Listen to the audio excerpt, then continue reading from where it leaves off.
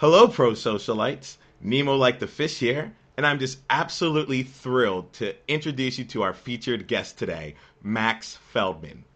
Max is currently working as a property and casualty pricing actuary, focusing on marine and energy risk for a global insurer.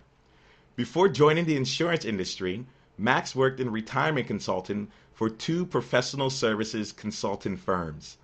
Max graduated from the University of Pennsylvania, where he studied economics and actuarial mathematics.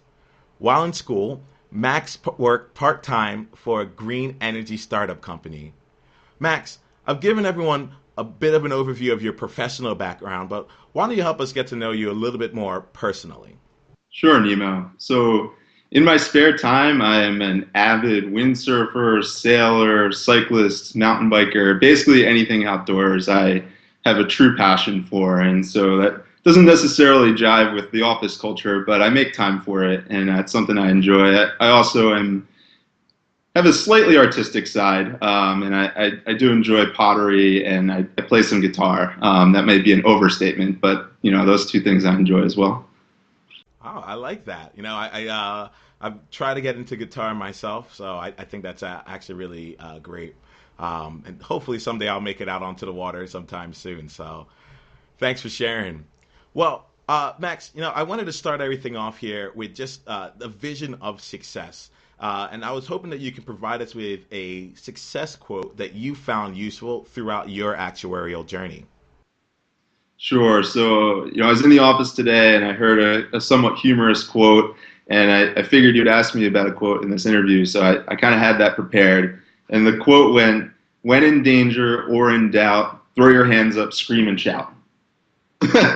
And so that's quite kind of a humorous joke, but it's meant to be sarcastic. And where I'm going with this is that, it's the exact opposite of what you'd want to do in light of ambiguity, and you don't just want to throw your hands up and create a lot of activity and create the impression that you're actually thinking about things when nothing's getting done. And so that kind of hit home with me, and I wanted to bring that up. I figured you would ask me about a quote, so I had that one kind of prepared. On a more serious note, my first day in the consulting world, one of the senior consultants said to me, "Hit home runs all the time.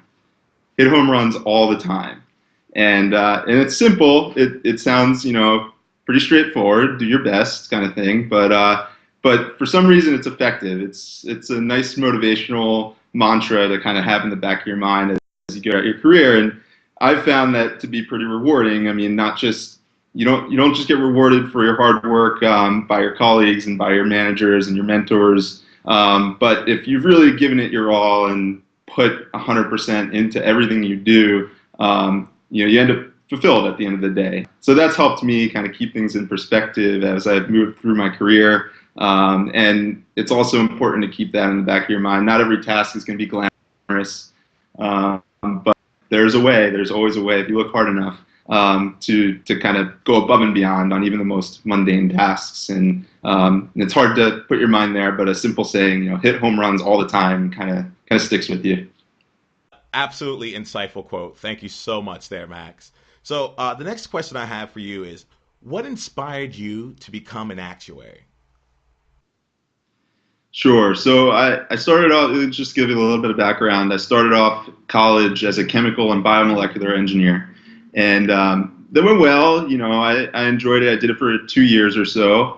The major stumbling block for me was I hated chemistry lab. And so I figured I would be a pretty poor chemical engineer if I never wanted to be in a chemical lab.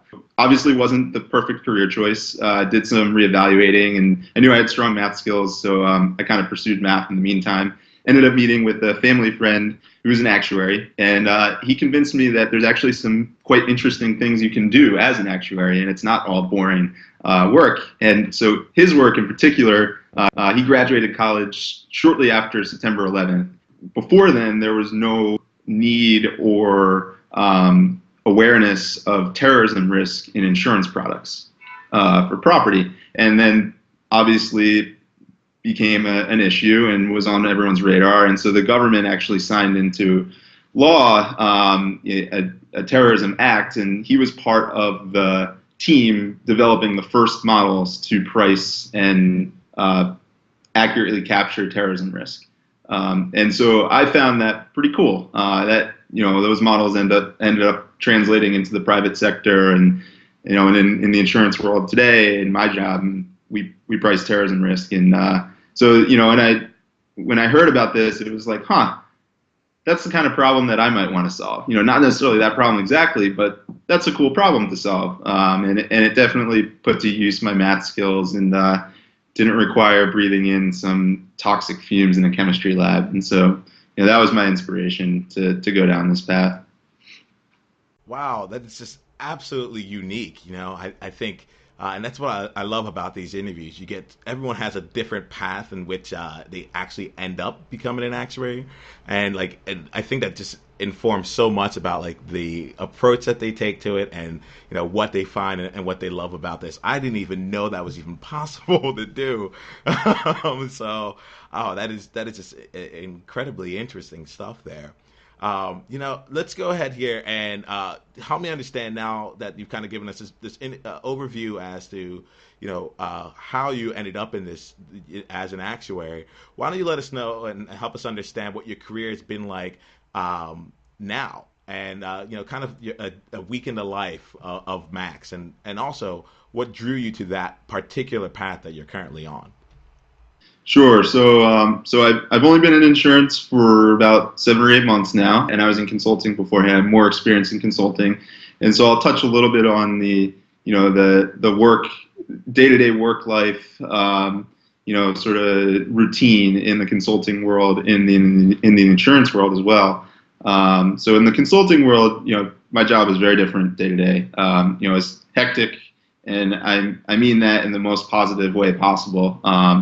It kept life interesting. There's projects last for weeks to months, and that's a short period of time, and it's quick turnaround, and you don't necessarily know what you're going to be working on the day you walk into work. Often deadlines are communicated to you, past due, and so there's a high intensity environment, and that said, it was a very good place to start my career. I got used to that environment. I learned how to do well in it, how to manage those projects on a quick timeline, and at the same time, you get a lot of experience that way. Your projects are rotating constantly, and so you see new things. So that was the consulting world. Insurance is quite different. Projects for me last months to years, not weeks to months, and it's pretty much entirely on my own timeline. I mean, I work in pricing, so my experience will be different than some other groups in insurance, but we have a number of models that I support. Some of my tasks are simply updating the parameters in models, and we reevaluate the rates that drive the price in the model on a routine basis. But then there's also opportunity to create new models for new pricing lines that we're trying to incorporate into the business. And so that's sort of the modeling support.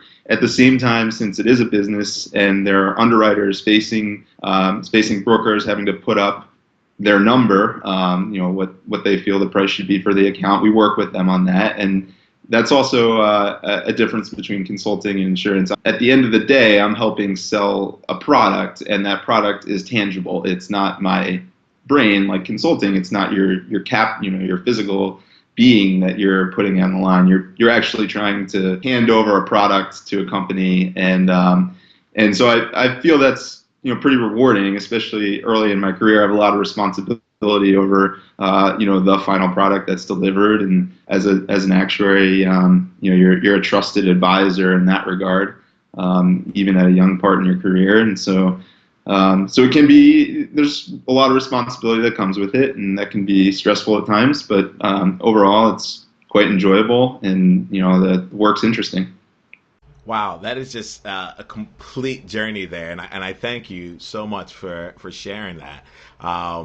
Max, I have a question. You've kind of given us your take throughout your entire actuarial experience, and you've touched upon how you found out about being an actuary, and just all the different things you've already done to the point that you're managing and owning products right now on the basis of months to years here.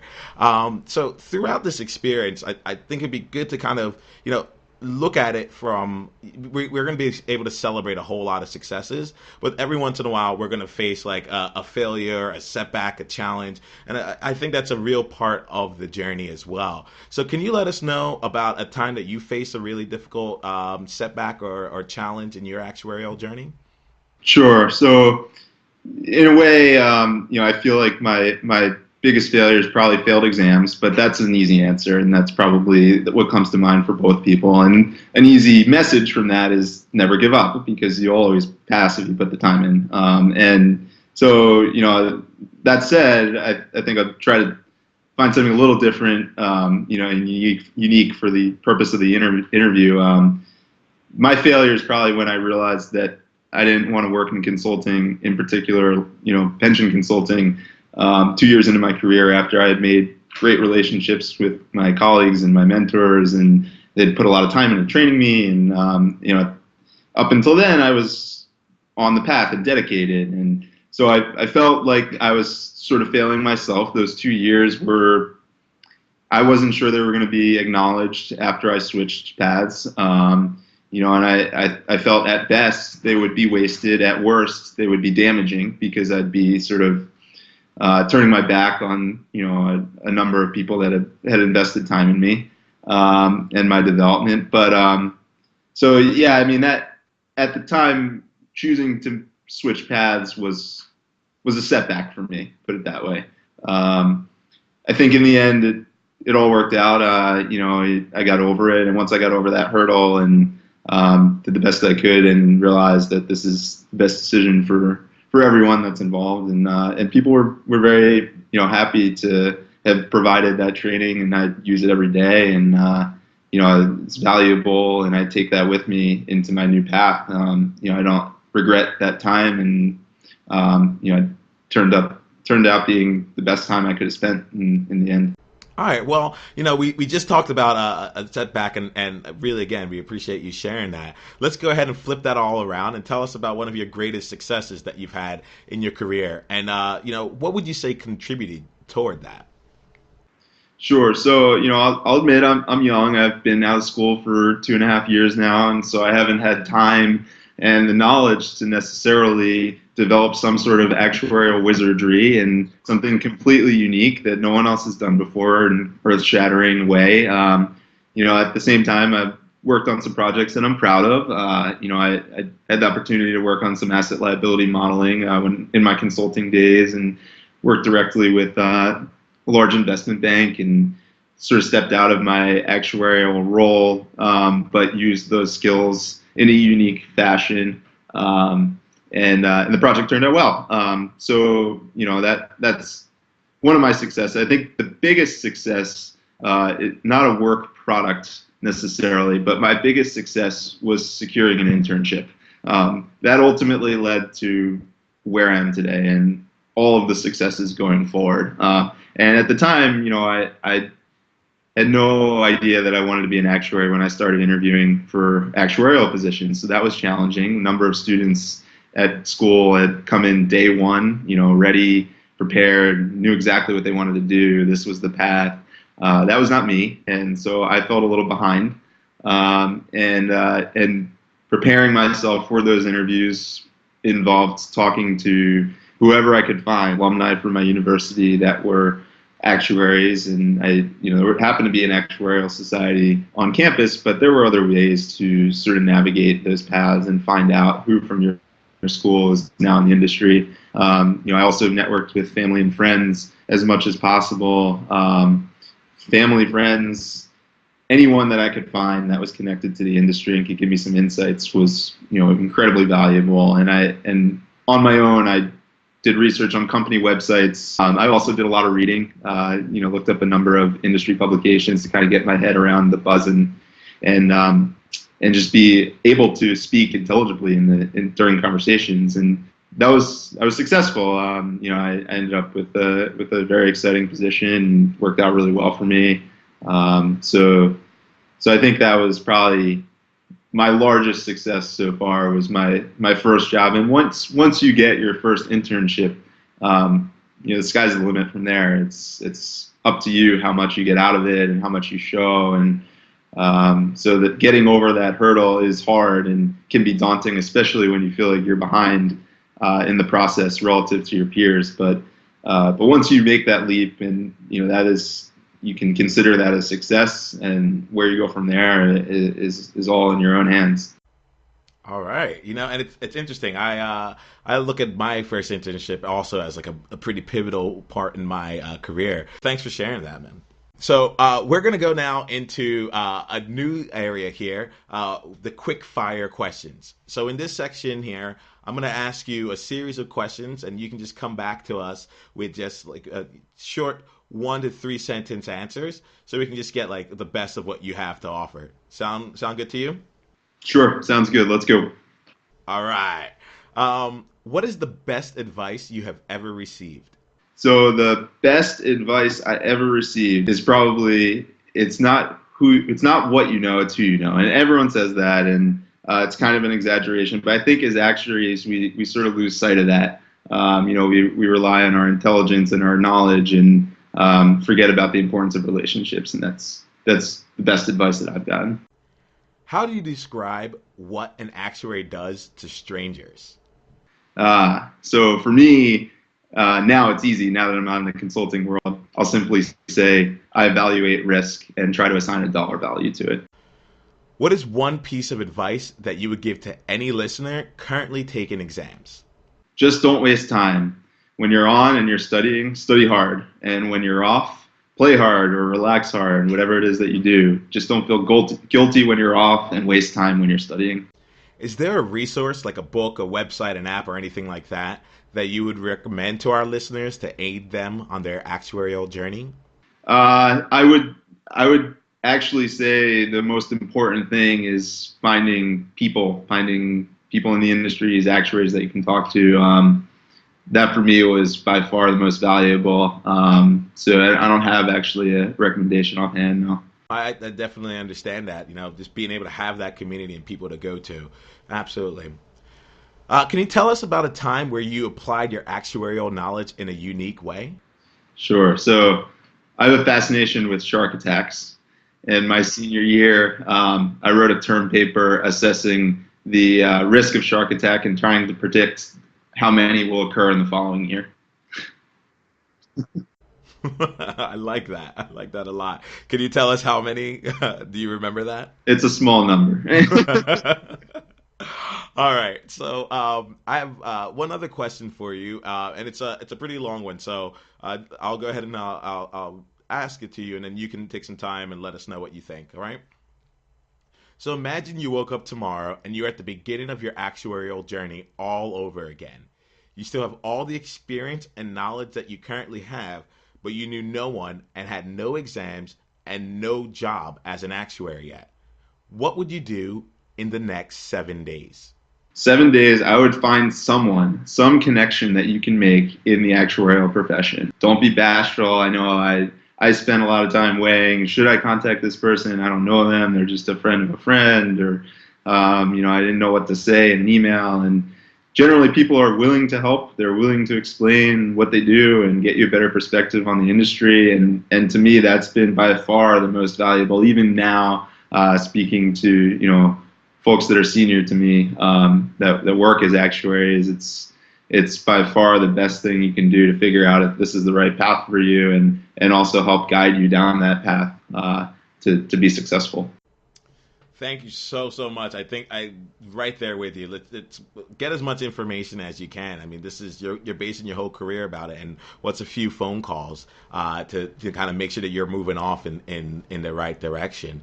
What we'll do our best here at ProSocial Learning to kind of have these calls for you, but nothing can really stop just taking the initiative, and I think that's just something that will also follow you throughout your career. So thank you so much, Max, for that.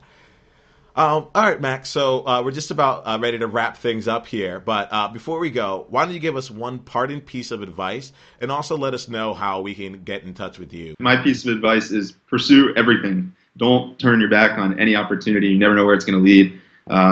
Life happens in very mysterious ways, and don't cut yourself short by kidding yourself and convincing yourself that you know exactly what you want to do. Find as many opportunities as possible and pursue them. As far as getting in touch with me, you can find me on LinkedIn. I'm sure you can put a face now that you've seen me to my profile picture, and feel free to friend me and reach out anytime. Ah, thank you so much for your time, Max. This has been incredibly insightful. I just wanted to say thanks one more time. Enjoy the rest of your day and have a great one. Thank you. Hey, ProSocialites, are you interested in or thinking about becoming an actuary? Do you have questions about what an actuary actually does or how best to prepare for exams? Are you looking to be part of a community of successful actuaries and actuarial students sharing their lessons learned to help one another succeed in the profession? Well, then come be a part of the ProSocial Learning community. Visit psljourney.com and find interviews, webinars, blog posts, online courses, and everything else that we can provide, all geared to help you succeed as an actuary. Definitely let us know if you have any questions or if you're interested in sharing your journey on ProSocial Learning. Just go to psljourney.com/questions or send an email to questions@psljourney.com. Are you ready to embark on a journey? Let's do this.